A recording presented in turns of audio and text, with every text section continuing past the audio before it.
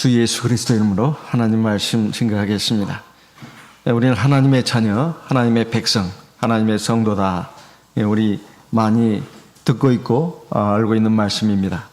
우리가 기본적으로 공통적으로 가지는 질문이 있습니다. 우리가 하나님의 백성, 자녀, 성도라고 하더라도 하나님 잘 믿으면 됐지, 왜 이렇게 교회 생활을 해야 되는가, 그리고 정기적으로 예배를 드려야 되는가, 이런 질문이 그래도 생각을 하는 분이라면 생각할 수밖에 없습니다. 그냥 하나님 믿고 필요에 따라서 하나님께 예배도 드리고 또 하나님 앞에 뭘 또 할 수 있으면 또 하고 그러면 되지, 이렇게 굳이 이렇게 안식일이라는 것이 있어가지고 예배를 드려야 되고 또 밤 예배도 나와야 되고 매일 아침 저녁으로 기도해야 되고 성경 봐야 되고, 너무 사람을 종교라는 이름으로, 신앙이라는 이름으로 사람을 너무 억압하는 게 아니냐, 옥죄는 게 아니냐, 이런 생각이 문득문득 일어날 수가 있습니다. 그럼 여기에 대해서 이런 질문이 나올 때, 내 안에서 그런 의문이 일어날 때 우리는 거기에 대한 답을 갖고 있어야 합니다. 그 답이 어디에 있을까요? 오늘 말씀에 있습니다. 출애굽기 29장입니다. 출애굽기 29장 42절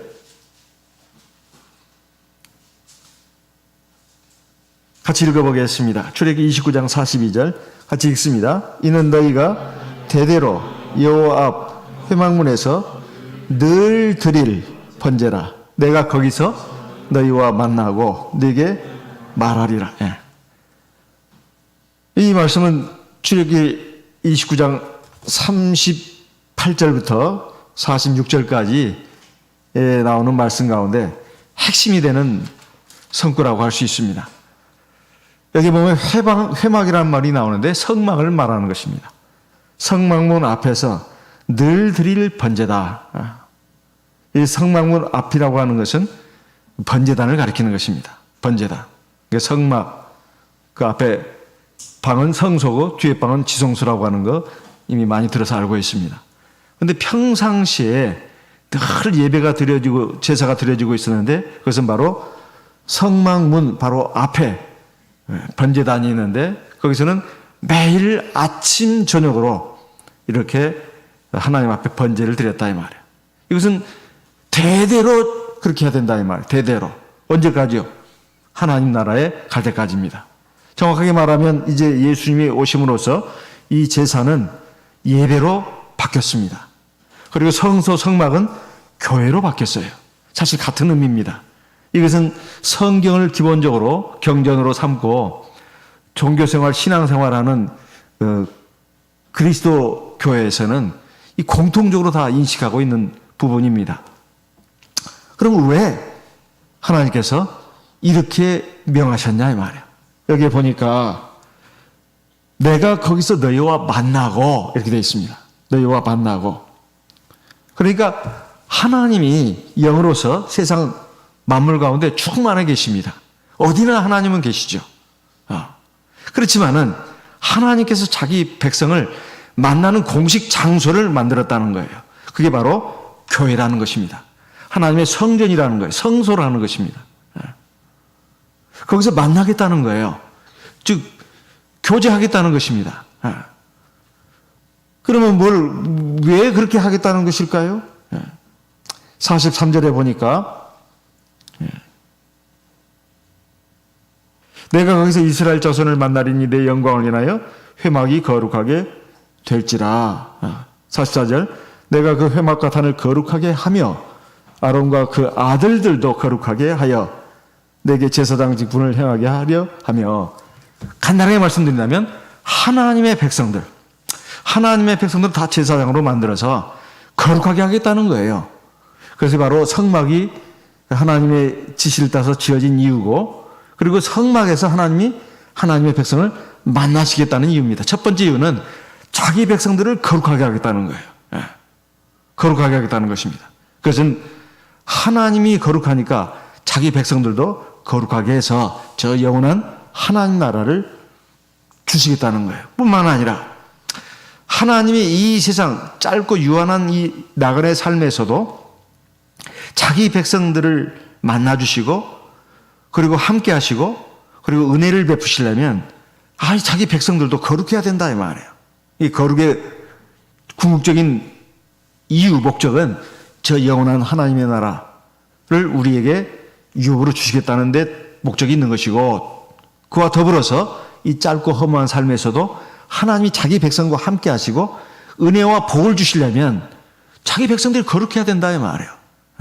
사실은 우리의 유익을 위해서입니다. 하나님이 굉장히 욕심장이라 아주 자기밖에 몰라서 하나님 자신을 위해서 그런 게 아니고 우리를 위해서 그런 것입니다.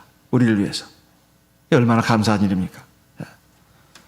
그래서 구체적으로는 45절, 46절에 그것을 구체적으로 좀 설명하고 있습니다. 내가 이스라엘 자손 중에 거하여 그들의 하나님이 되리니. 성막문에서 매일같이 이렇게 제사를 드리는 거, 그것은 귀찮은 일이 아닙니다. 귀찮은 일이 아니에요. 하나님을 만나는 일이다 이 말이에요. 하나님을 만나는 일입니다. 우리가 세상에서도 내가 사랑하는 사람, 특히 남녀 간에 보면은 사랑이 이게 생기기 시작하면 막 서로 보고 싶어 하잖아요. 만나고 싶어 하잖아요. 그래서 카페에서든가 공원에서라든가 자기야 하면서 뭔 얘기를 하는지는 모르겠어요. 그런데 보면은 사랑을 나누는 볼 수가 있어요. 그래가지고 그 만나는 것이 너무 힘드니까 결혼을 하는 거 아닙니까? 가정을 이루잖아요. 그리고 우리가 세상에서도 중요한 사람들은 만사를 제쳐나고도 만나야 되잖아요. 가령 내가 어디 학교를 들어가려면 당연히 그 학교에 가서 원서를 내야 되고, 그리고 내가 학교에 입학을 하게 되면 매일같이 선생님을 봐야 되잖아요. 꼭 선생님이 좋아서가 아닙니다. 나를 위해서 그렇게 하는 거예요.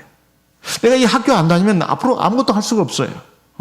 그리고 학교 졸업하고 나면 이제 직장 생활을 하지 않습니까? 어떤 일이든 간에 직장 생활을 한다 이 말이에요. 그러면 내가 만나야 될 사람들이 있잖아요. 직장 상사든 동료든 아니면 하급자들이든 아니면 내가 사업을 한다면 내 고객들을 만나야 되잖아요. 이것은 그 사람들을 위해서가 아닙니다. 나를 위해서예요. 우리가 이런 것은, 그리고 어떤 어려운 일이 있을 때 나에게 힘이 돼주고 나를 도와주고 나에게 자금을 빌려준다거나 그냥 준다거나 이런 사람이 있다면 만사를 제쳐놓고라도 가서 만나는 거 아닙니까? 부모도 마찬가지잖아요. 부모는 아무 사심 없이, 부모가 나이가 늙어지면 이제 그건 또 달라질 수 있습니다만, 그래도 부모가 아직 젊을 때, 아직 자녀들이 슬아 있을 때는, 또 부모가 어느 정도 힘이 있을 때는 역시 마찬가지입니다. 어쨌든 아무 사심 없는 무한한 사랑을 주는 이는 부모밖에 없잖아요. 그러니까 부모도 우리가 어쨌든 꼭 만나야 될 그런 소중한 사람들 아닙니까? 그렇다면 우리가 만사를 제쳐놓고 다 만난다 그 말이에요. 근데 사실 가장 중요한 분이 누구냐 이 말입니다. 하나님입니다. 왜? 하나님이 나의 생명의 근원이다 이 말이에요. 우리의 생명의 근원이십니다. 그리고 생명만 주었을 뿐만 아니라 주관하신다 이 말이에요. 나에게 생명을 주신 분도, 그리고 취하여 가시는 분도 하나님이십니다. 시작과 끝을 주관하신다 이 말이에요. 그리고 중간 과정도 하나님이 주관하십니다. 제가 듣자니 올해 농사가 저는 수원만 여기 조금만 돌다 보니까 풍년인 줄 알았어요. 근데 듣자 보니까 저 전라도 곡창지대는 농사가 안 됐다고 하는 얘기 듣고 깜짝 놀랐습니다. 저는 조금만 간혹 산보를 하다 보니까 나락이 어떻게 이게 잘 익나. 배추 농사도 잘 됐네. 저 잘하는 것 봐. 아이고 고추도 잘 달리고. 그래서 참 농사가 잘 된 줄 알았어요. 근데 이 호남 지방 그쪽 지방은 죽 쏟다고 하더만요. 그래서 농사라고 하는 것이 하나님이 적절할 때 햇볕 주시고 비 주시고 바람 주시지 않으면 이거 사람 힘으로 되는 게 아니구나. 어찌 농사뿐이겠습니까? 바다에서 고기를 잡는 어부들도 마찬가지입니다. 또 세상에 살아가는 모든 사람들의 삶이 똑같아요. 내가 머리 좋고 지혜롭고 똑똑하고 그리고 건강하고 재주 많다고 해서 세상에서 꼭 성공하는 거 아닙니다. 그보다 못해도 성공한 사람들 많아요. 그래서 사람의 삶이라고 하는 것이 절대 자기에게 달려있는 게 아니다. 하나님이 주관하신다 이 말이에요. 그러면 가장 중요한 분이 누구냐 말입니다. 하나님입니다. 사실은 부모도 아니에요. 부모도 나를 이 세상에 내보내는 통로가 되어주신 소중한 분이지, 사실은 부모가 나를 낳겠다고 작정하고 나를 낳은 게 아닙니다. 그렇지만은 부모는 세상에서 가장 가까운 하나님이라고 할 수 있죠. 어쨌든 그 위에 하나님이 계신다는 말이에요. 그러니 시작과 끝, 그리고 영원한 나의 운명을 좌우하실 분은 하나님이기 때문에 우리가 하나님을 경외해야 되고 하나님을 늘 만나야 되는 거예요. 마치 공기처럼.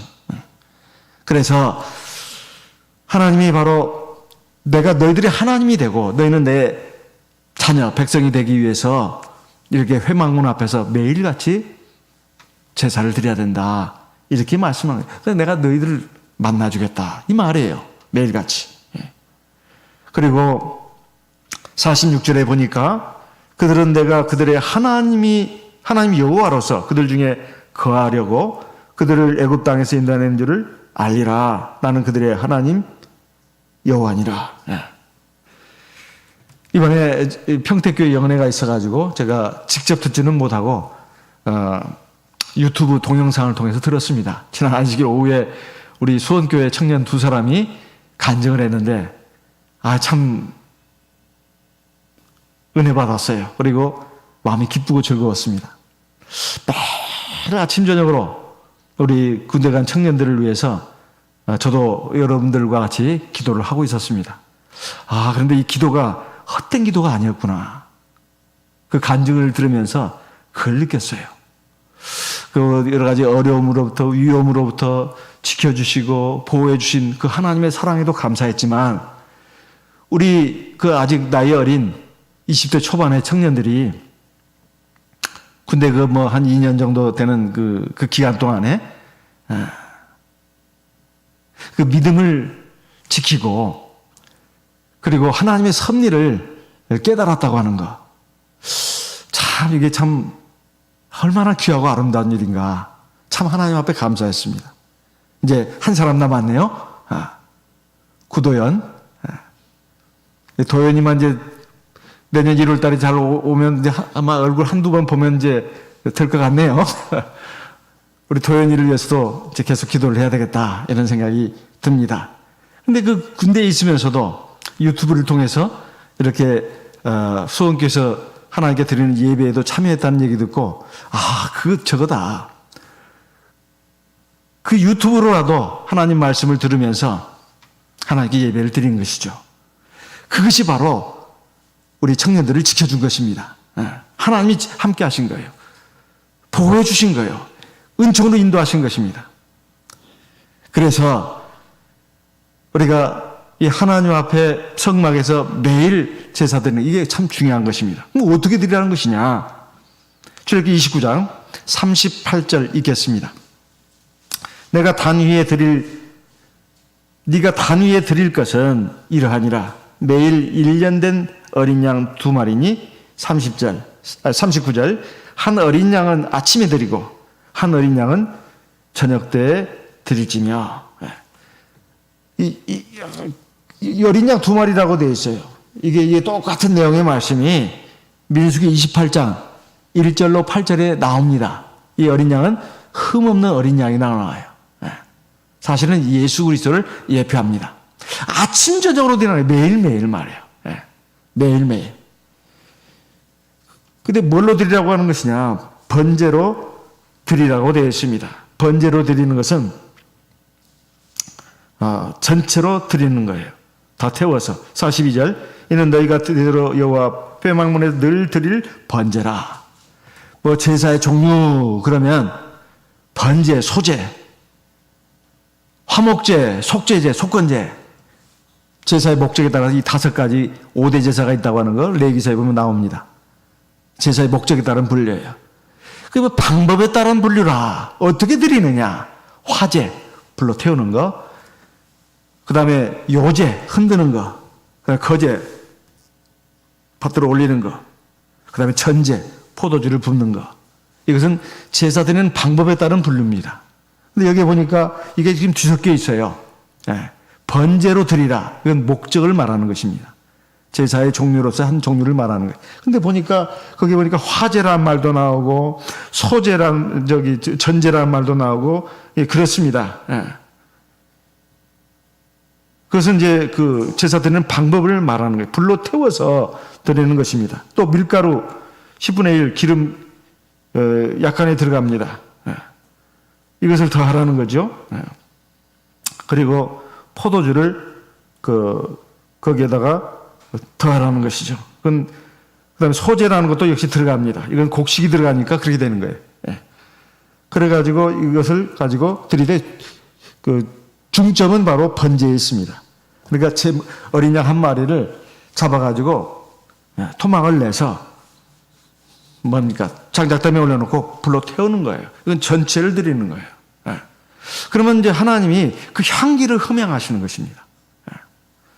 그래서 하나님 앞에 제사가 된다 이런 말입니다. 예. 그럼 왜 아침에 그리고 저녁 때 드리라고 했을까요? 하루는 말이에요. 낮과 밤으로 이루어져 있습니다. 창세기에 보게 되면 하루의 시작은 저녁부터 시작해요. 그래서 다음날 아침까지, 즉 밤이죠. 밤이 먼저예요. 그 다음에 아침부터 저녁 해질 때까지 낮이 이어집니다. 그러니까 밤과 낮으로 이루어져요. 그럼 저녁 때 드리는 제사는 뭐냐? 저녁의 시작 때 드리는 거예요. 그리고 아침에 드리는 제사는 뭐냐? 낮의 시작에 드리는 제사예요. 그러니까 사실상 하루를 위해서 제사를 드리는 거예요. 예. 그러면 아침에 드리는 제사는 무슨 의미가 있겠습니까? 지난 밤에 하나님 앞에 혹시 내가 지은 죄가 있다면 회개하는 것입니다. 그리고 오늘 하루도 하나님, 내가 하나님의 인도하심 따라서 하나님의 말씀에 순종해서 내가 하나님의 백성으로서 거룩하게, 의롭게, 착하게 살 수 있도록 하나님 도와주십시오.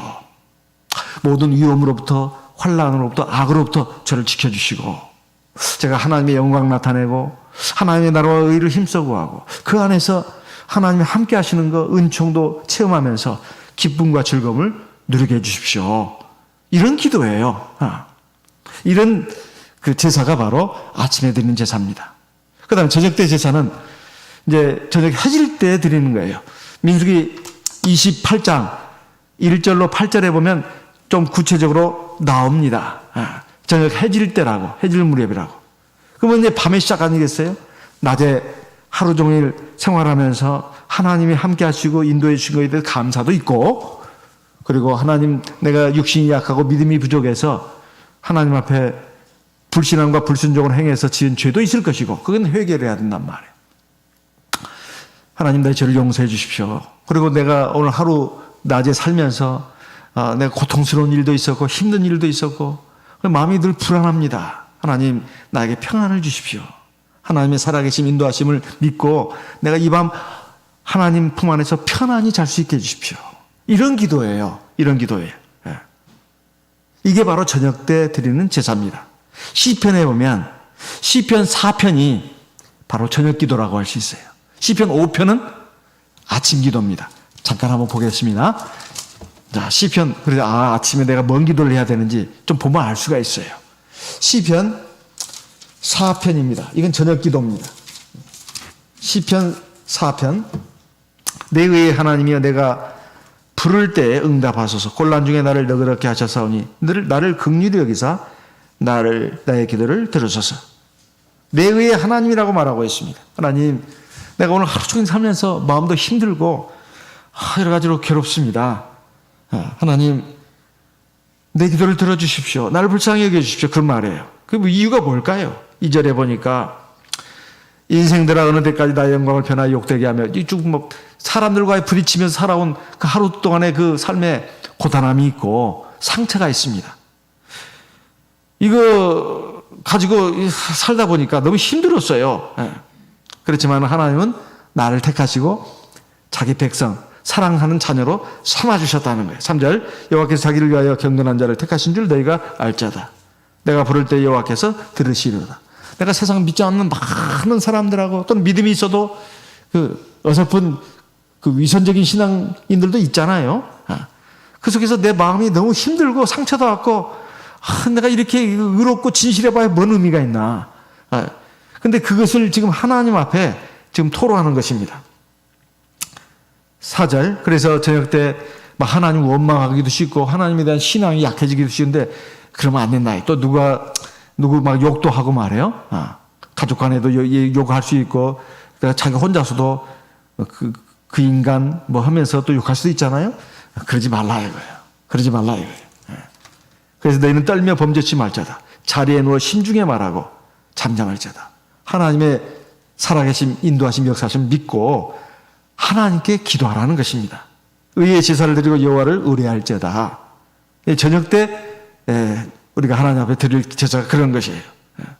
6절을 보면 여러 사람의 말이 우리에게 선을 보일 자 누구뇨? 뭐 하나님 어디 있냐? 뭐 이 인간은 다 인간 세상 불합리하고 부조리해 이런 이따위 말을 많이 한단 말이에요. 그러나 그거 마음 흔들리지 말라는 거예요. 7절. 주께서 내 마음에 두신 기쁨은 저희의 곡식과 새 포도주에 풍성할 때보다 더하니이다. 믿음을 가지라는 것입니다. 하나님 의지하라는 거예요. 그리고 하나님 경외하고 의지하고 인내하면서 참고 선을 행하는 사람은 반드시 함께 하신다는 거예요. 항상 끝을 봐야 합니다. 그 중간 과정에 너무 낙심하면 안 된다는 거예요. 그래서 그렇게 하나님께 기도를 하고는 마음이 편안해져요. 그래서 8절에 보면 내가 평안히 눕고 자기도 하리니 나를 안전하게 거하시는 이는 오직 여호와시니. 이게 저녁 기도입니다. 그 다음에 아침 기도가 5장에 나와요. 그래서 아침에 3절에 보면 아침 주께서 나에게 소리를 들으시리니 아침에 내가 주께 기도하고 바라리이다. 그러면서 앞뒤 줄을 읽어보면 아침에 어떤 기도를 해야 되는지 나온다고 말해요. 자, 그래서 우리가 하나님이 모세를 통해서 이스라엘 백성들에게 너희가 매일 아침 저녁으로 이렇게 제사를 드리라 이렇게 지금 말씀하고 있습니다. 이것은 바로 하루의 시작. 이제 낮의 시작은 아침이고 밤의 시작은 저녁이라 이 말이에요. 그러니까 아침에도 기도하고 저녁 때도 기도하는 것입니다. 성경 말씀도 아침에 한 장 있고 저녁 때 한 장 읽으면 아주 진짜 따봉이에요. 따봉. 그렇지만은 너무 바쁘다 보니 뭐 아침에 읽든 저녁 때 읽든 여러분들이 또 골라서 뭐 그때 좀 충분히 읽는 것도 하나의 방법입니다. 원리는 그렇다고 말해요. 그래서 이렇게 아침 저녁으로 제사를 드리게 하는 이유는 그것이다 이 말이에요. 그러면 그렇게 할 때 하나님이 그냥 나는 혼자서 기도하고 혼자서 성경 보고 그러는 것일까요? 아니에요. 하나님이 나를 만나주시는 거예요. 나를 만나주시는 겁니다. 교회 와서 기도하시는 것이 제일 좋지요. 하지만 교회까지 오기가 다 힘드니까 집에서 또 그렇게 하시면 됩니다. 그러나 이제 우리가 이 예배 때 특히 안식일은 하나님이 계명으로 주신 거 아닙니까? 그러니까 이제 와야 된다 이 말이에요. 그래서 예배도 드려야 됩니다. 그러면 이렇게 하는 동안에 바로 우리가 어떻게 되느냐? 하나님 앞에 거룩한 백성이 되는 것입니다. 레위기 11장 45절 말씀을 읽겠습니다. 레위기 11장 45절입니다. 레위기 11장 45절. 레위기 11장 45절. 같이 읽겠습니다. 나는 너희의 하나님이 되려고 너희를 애굽 땅에서 인도하여낸 여호와로라. 내가 거룩하니 너희도 거룩할지어다. 어떻게 그렇게 우리가 하나님도 거룩한데 우리가 어떻게 거룩해지냐 이 말이에요. 예배입니다. 예배. 우리가 하나님 앞에 아침 저녁으로 기도하고 말씀 읽고 또 이렇게 화요일 저녁 예배, 안식일 저녁, 안식일 오전, 오후 예배 이렇게 이제 예배 하나님 앞에 드리는 예배에 참여를 하다 보면 나도 모르게 거룩해져요. 나도 모르게. 바로 하나님의 말씀과 성령의 기도에 의해서 우리가 거룩해지는 것입니다. 그리고 히브리서 12장 14절에 보면 거룩함을 쫓아라. 이것이 없이는 아무도 주를 보지 못하리라. 우리를 거룩한 백성으로 만들기 위해서 바로 구약시대에는 성막, 회막을 지으라고 한 것이고 그리고 계속 제사를 드리게 한 거예요. 신약시대는 이 하나님의 성전, 이 교회를 세워서 하나님 앞에 예배드리는 이것이 바로 산제사입니다. 구약시대 제사다 이 말이에요. 그렇게 해서 우리가 거룩해 지금 하신 것이다 이런 말이에요. 고린도후서 6장 14절 말씀을 읽겠습니다. 고린도 후서 6장 14절입니다. 고린도 후서 6장 14절. 너희는 믿지 않는 자와 멍에를 같이 하지 말라.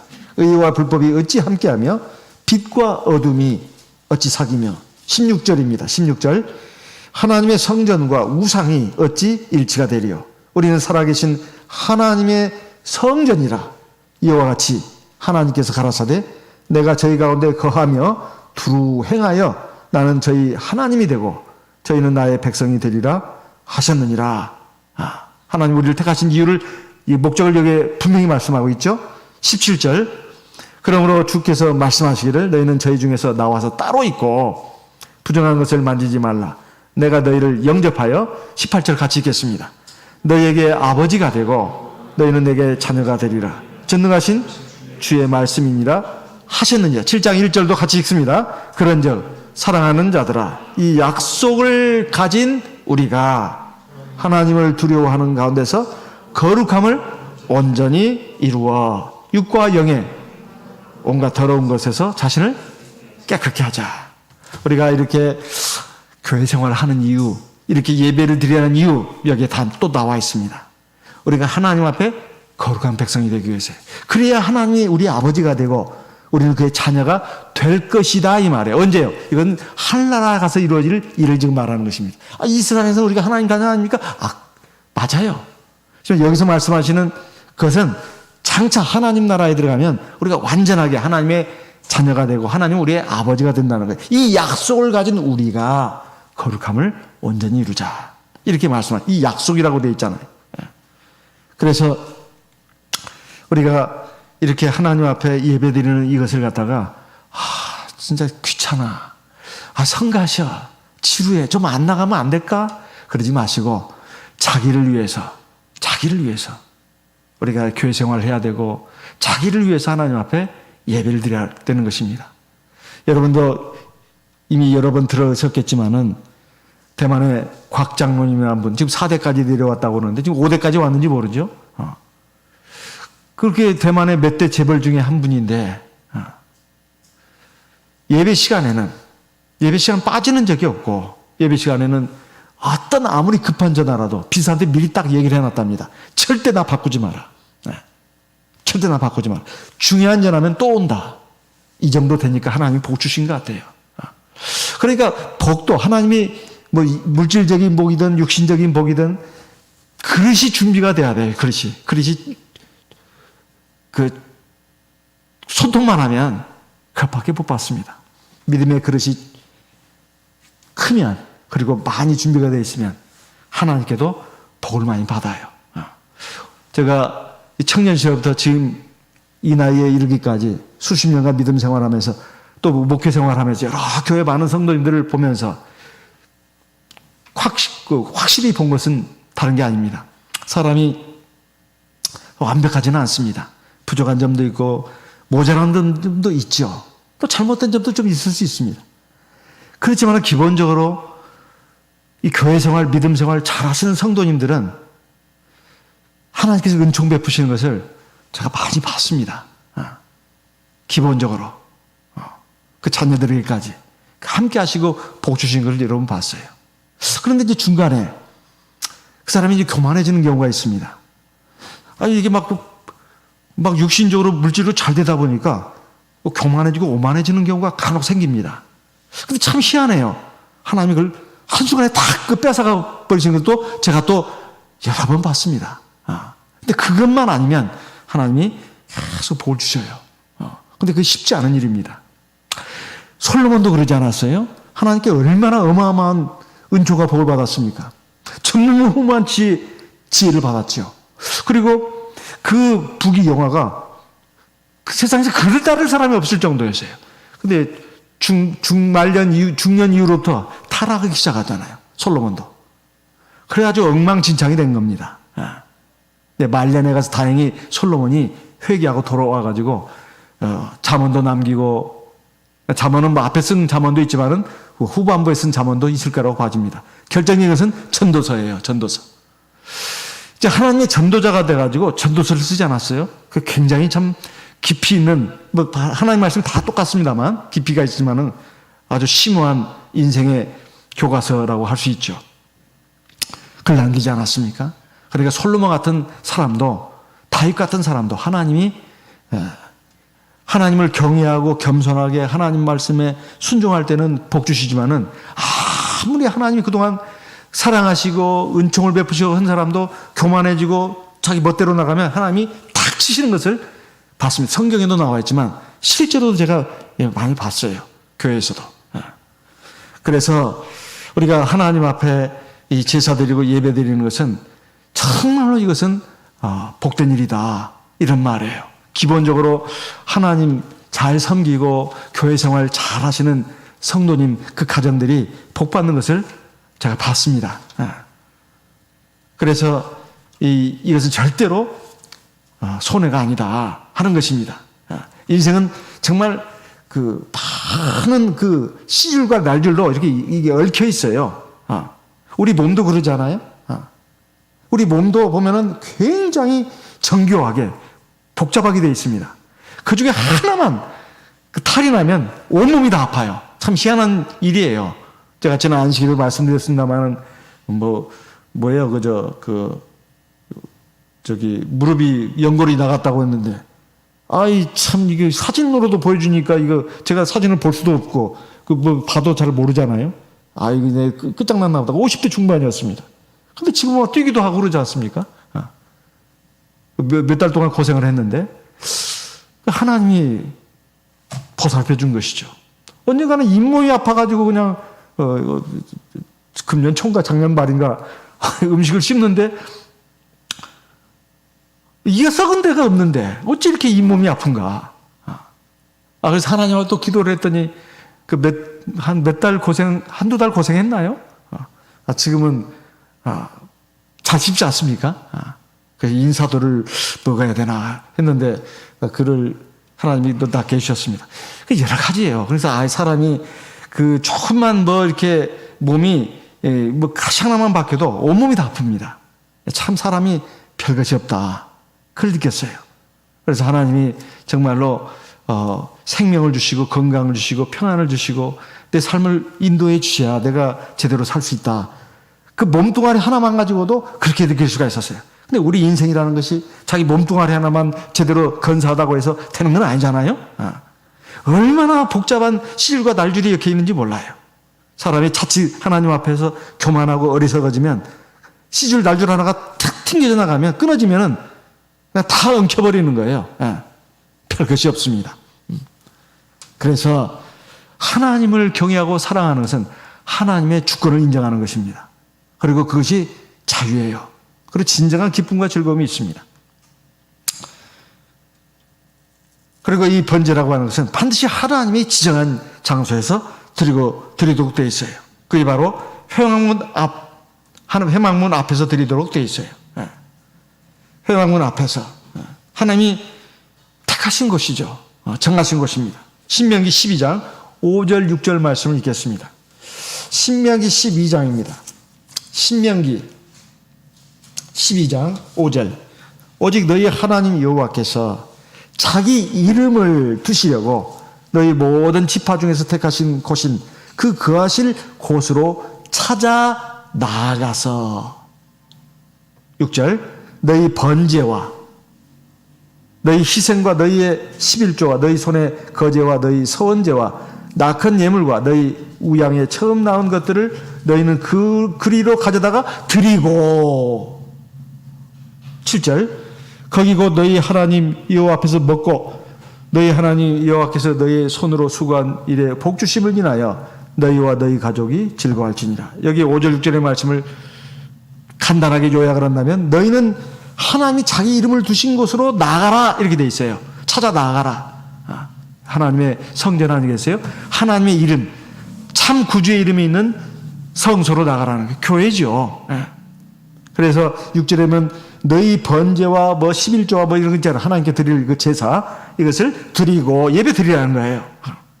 그다음 7절에 거기서 먹고라는 말은 음식을 먹으라는 말보다는 그 제물을 먹는 거죠. 그러니까 하나님의 말씀도 먹고 성령의 생수도 마시고 그걸 먹는 것으로 지금 볼 수가 있습니다. 그 다음에 하나님이 그것으로 인해서 너희들이 복 주신 것을 가지고 즐거워해라. 즐거워해라. 하나님이 너희 수고하는 거 이거 이제 복 주시는 거예요. 첫째는 하나님이 자기 이름을 두신 곳으로 찾아 나가라. 두 번째는 거기서 하나님 앞에 번제, 즉 제사를 드려라. 예배를 드려라. 그 말이에요. 세 번째는 그 하나님 안에서 하나님의 말씀 생명의 떡도 먹고 성령의 생수도 마시고 먹으라는 거예요. 그리고 하나님이 그렇게 해서 너희들 함께 하시고 복 주신 것을 이래가지고 감사를 드리라는 거예요. 그래서 찬양도 이제 하는 것이죠. 하나님께 감사하다고, 우리 교회 오면 또 찬송도 하잖아요. 그렇게 찬양도 하라는 것입니다. 이게 우리 하나님의 백성들의 삶이 돼야 된다고 말해요. 그래서 하나님이 지정하는 것으로 가야 된다. 이런 말씀입니다. 그렇게 해서 어떻게 하겠다는 겁니까? 하나님이 우리와 교제를 하시겠다는 거예요. 아까도 읽었습니다. 출애굽기 29장 42절. 거기서 내가 너희와 만나고. 하나님이 우리를 만나주겠다는 거. 어디서요? 그 회막문 앞에서 우리가 하나님 앞에 제사를 드릴 때, 예배를 드릴 때 하나님 우리를 만나주겠다. 지금 하나님이 지금 우리 만나주시는 거예요. 지금. 지금 이미 책들이 펴있고 또 다른 책이 펴졌으니 하면서 제가 간증도 인용했습니다. 그 예배 시간에 주 예수님과 천사들이 여기에 계셔가지고 다 날아다니면서 성경 보는가 아니면 스마트폰을 보고 있는가, 스마트폰에 성경 보는가 아니면 무슨 그 세상 정보 검색하고 있는가, 그것도 다 보신다고 돼 있잖아요.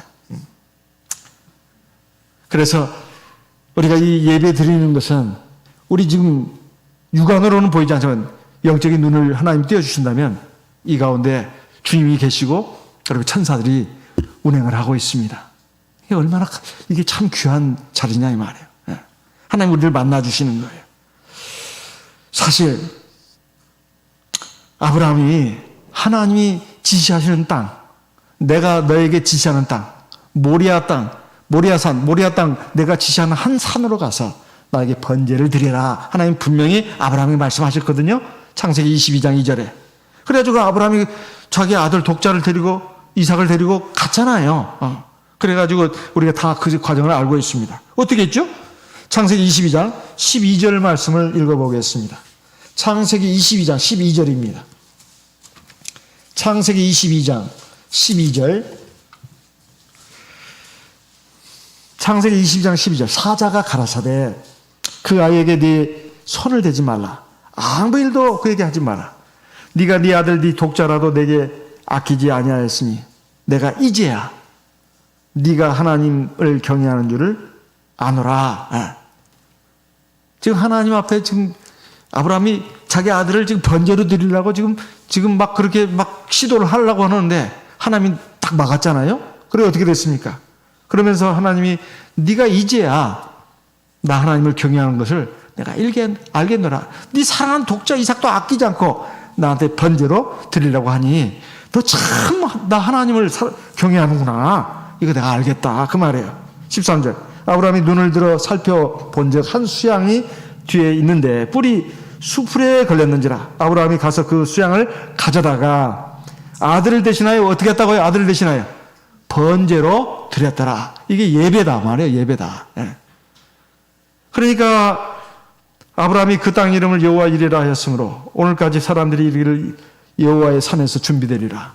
하나님이 준비해 주시다는 거 뭘요? 지금 자기 아들 얻은 거 아니에요? 아브라함이 자기 아들을 지금 얻은 것입니다. 새로운 생명으로. 물론 100세 때 낳은 것도 하나님이 주신 거죠. 근데 여기도 말이에요. 하나님이 지금 아들을 또 주신 거예요. 그 대신 양을 이제 번제로 드리게 하지 않았습니까? 그걸로 끝나지 않았어요. 그 아들 하나 얻은 걸로 끝나지 않았습니다. 더 어마어마한 복이 주어지지 않았습니까?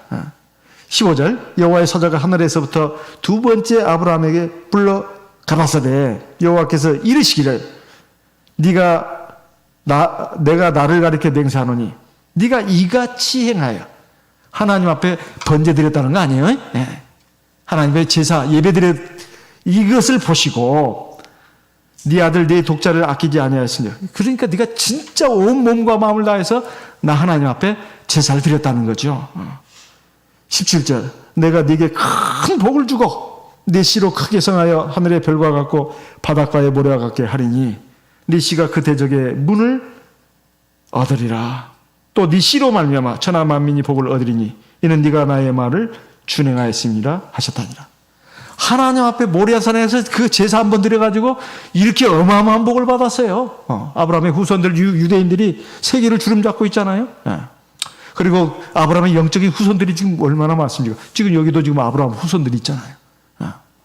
이 아브라함의 하나님께 드리는 이 제사. 그래서 예배에 갔다가 아이고 또 예배 날이네. 아이고 그 귀찮은 예배 한 번 빠지면 안 돼? 그 맨날 예배 드리는 거. 그렇게 생각하시면 안 됩니다. 매일 드리라고 했잖아요. 아침 저녁으로. 그리고 안식일은 말이에요. 공식적인 날입니다. 안식일은 무슨 날이에요? 하나님 예배 드리는 날이에요. 하나님 만나는 날입니다. 우리가. 하나님 만나는 것이 주예요. 그리고 그 안에서 우리가 형제들을 만나는 거죠. 다윗은 또 어땠습니까? 다윗은 우리가 잘 아는 바대로 참 하나님 앞에 참 엄청난 인정을 받은 사람이에요. 내 마음에 합한 사람이라고. 그러면 다윗이 매사에 다 잘했습니까? 우리 다 알고 있습니다. 다윗의 그 큰 범죄에 대해서 우리 잘 알고 있어요. 바세바 그 취한 거 말입니다. 그리고 그 정식 그 본 남편을 갖다 죽인 거 이거 어마어마한 죄잖아요. 그것 말고도 아주 또 큰 죄를 졌어요. 우리가 그게 뭔 죄인가? 바로 다윗이 이제 드디어 하나님의 은혜로 왕이 됐잖아요. 그래가지고 전쟁에서 가는 것마다 승리입니다. 승승장구예요. 막 조공들이 막 물밀듯이 들어오는 거예요. 그러니까 다윗이 교만해졌어요. 그래서 거기서 범한 죄가 뭐냐면 인구조사예요. 역대상 21장입니다. 역대상 21장 1절에면 사단이 다윗의 마음을 충동했다고 나와요. 참, 이 마귀의 영물입니다. 근데 마귀, 하나님도 우리 눈에 안 보이지만 마귀도 우리 눈에 잘 안 보여요. 역대상 21장 1절입니다. 역대상 21장 1절. 역대상 21장 1절.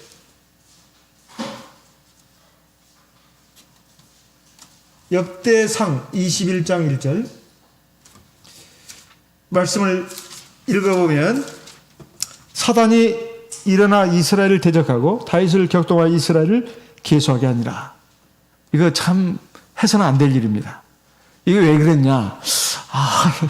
이거 참 내가 대단한 사람인가 봐. 아이고 내가 이게 왕도 되고 내 백성들이 얼마나 내 군사력, 내 경제력 이거 대단하잖아. 그래서 그 요압 장군으로 하여금 그 일을 하게 했습니다. 요압 장군이 그래서는 안 된다고 말렸는데도 막무가 아니었어요. 막 자기에 대한 자부심 드러내기 위해서 그렇게 한 거예요. 7절 하나님이 이걸 내버려 두지 않았습니다. 하나님이 이 일을 괘씸히 여기사 이스라엘 치시네. 어떻게 치셨을까요? 무서운 전염병이 일어나게 했습니다. 14절 같이 읽어보겠습니다. 이에 여호와께서 이스라엘 백성에게 온역을 내리시매 이스라엘 백성의 죽은 자가 7만이었더라. 7만. 이스라엘 백성 7만 명이 죽었습니다. 하나님이 이 다윗이 잘못한 거 가지고. 그래가지고 다윗이 막 너무나 두렵고 무섭고 하나님 앞에 통회하는 마음으로 막 꿇어서 엎드려서 회개 기도했어요. 하나님, 죄를 지은 것은 난데 어찌 이 백성을 치십니까? 차라리 저를 치십시오. 하나님이 다윗의 그 회개 기도를 들으시고 중요한 지시를 내리십니다. 이게 참 이 시간에 꼭 읽어야 됩니다. 18절. 역대상 21장 18절입니다. 여호와의 사자가 갓을 명하여, 이거 선지자입니다.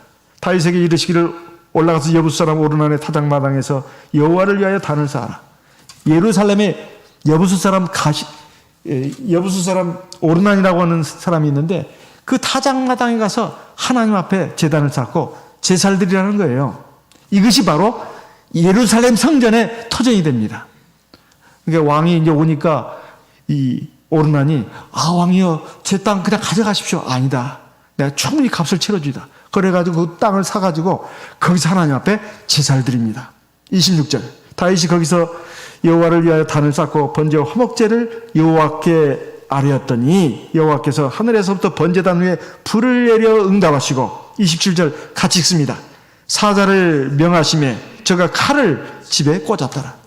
하나님이 다윗에게 어떻게 하라고 지시를 했어요? 오르는 타작마당을 가서 제단을 쌓고 하나님 앞에 제사, 거기서 번제 드리지 않았어요? 이것은 회개의 제사입니다. 하나님이 그 제사를 받으시고 응답하셨어요. 불을 내려주신 거예요. 그리고는 이제 천사에게 명해가지고 칼을 거두게 했습니다. 그러니까 온역이 그친 거예요. 감염병, 전염병이 딱 끝난 것입니다. 그래가지고 어떻게 했습니까? 22장 1절입니다. 다윗이 가로되 이는 여호와의 하나님의 전이요 이는 이스라엘의 번제단이라 하였도다. 그러면 거기에다가 이제 하나님의 성전이 지어지게 합니다. 자기가 이제 거기다가 지으려고 다 준비했어요. 근데 하나님이 넣으면 안 돼. 피를 너무 많이 흘려서 네 아들이 지을 거야. 그래서 거기가 바로 성전에 지어지는 그 토대가 된 것입니다. 그런데 여기서 중요한 것은 다윗이 지금까지 잘한 점이 굉장히 많고 은총도 많이 받았어요. 근데 자기 교만해져 가지고 말해요. 내가 그래도 능력이 있고 잘난 사람 아니야? 그러니까 내가 이렇게 됐지.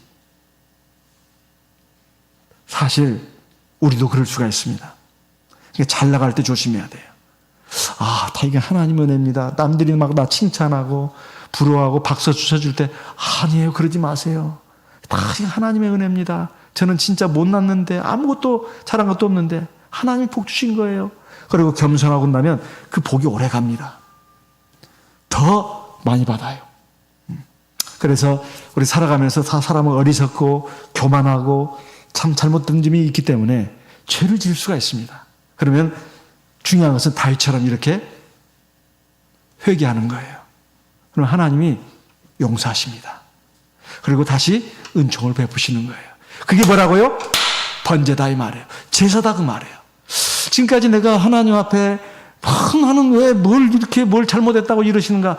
하나님 말씀으로 다 보면은 내가 부족한 점이 보입니다. 사실은 제사가 그거잖아요. 성막 안에 언약궤가 있잖아요. 언약궤. 그리고 원래 그 제사의 속성은 속죄입니다. 속죄. 그 어린 양 잡는 것은 바로 우리 예수께서 내 죄를 위해서 피 흘려 주신 거예요. 그러면 내가 죄를 깨달으려면 뭘 알아야 돼요? 하나님의 계명을 알아야죠. 율례와 법도를 알아야죠. 하나님의 말씀을 알아야죠. 하나님의 계명, 율례, 법도, 하나님의 말씀은 무엇이 선이고 무엇이 악인자를 알려주잖아요. 그래야 내가 내 죄를 깨닫고 하나님을 회개하죠. 하나님의 말씀은 거울입니다. 내게 얼굴에 똥이 묻었는지 겨가 묻었는지 거울을 봐야 알잖아요. 그래서 성소에는 언약궤가 있습니다. 하나님의 말씀이 있어요. 그래서 우리가 하나님 말씀을 이렇게 예배 드릴 때 이 중심이 하나님 말씀이잖아요. 하나님의 말씀을 듣고 먹으면서 죄를 깨닫고 회개하는 마음도 생기고 또 하나님 말씀에서 내 잘못된 것이 교정이 됩니다. 그러면 이제 그게 바로 하나님 만나는 거예요. 내 힘으로 안 되니까 성령 기도로 하는 거예요. 성령으로서 또 하나님 우리를 만나주시는 겁니다. 그러면서 나도 모르게 거룩해지는 거예요. 하나님 나를 만나주시는 거예요. 그리고 우리는 점점 하나님을 닮아가는 거룩한 백성이 되고 자녀가 되는 것입니다. 그럼 하나님 나와 함께 하시는 거예요. 그래서 오늘 예배 때 읽은 찬송을 보니까 주의 제단에 산제사 드린 후에 주 네 마음을 주장하여 주의 뜻을 따라 그와 동행하면 영생 복락을 누리겠네. 이 가사가 딱 그 말씀입니다. 주의 제단에 산제사 드린 후에 너희 몸을 거룩한 산제사 드리라. 이건 너희의 드릴 영적 예배니라. 로마서 12장 1절의 말씀이 그거 아니에요? 너희는 이 세대를 본받지 말고 오직 마음을 새롭게 함으로 변화를 받아 하나님의 기뻐하시고 선하시고 온전하시듯이 무엇인지 분별하도록 하라. 하나님이 나와 함께 하시고 내 하나님이 되시고 우리는 그의 자녀가 되고 그래서 하나님 이 삶을 주관하시고 인도하시는 가운데 우리가 은총을 누리고 복을 받고 영원한 하나님 나라에 들어가게 하기 위해서입니다. 하나님 우리를 사랑하시니까 그렇게 하신 거예요.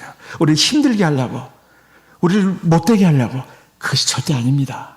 우리가 하나님 앞에 이렇게 제단을 쌓고 성전을 이루고 하나님 앞에 이 예배드리고 하는 것은 나를 위해서입니다.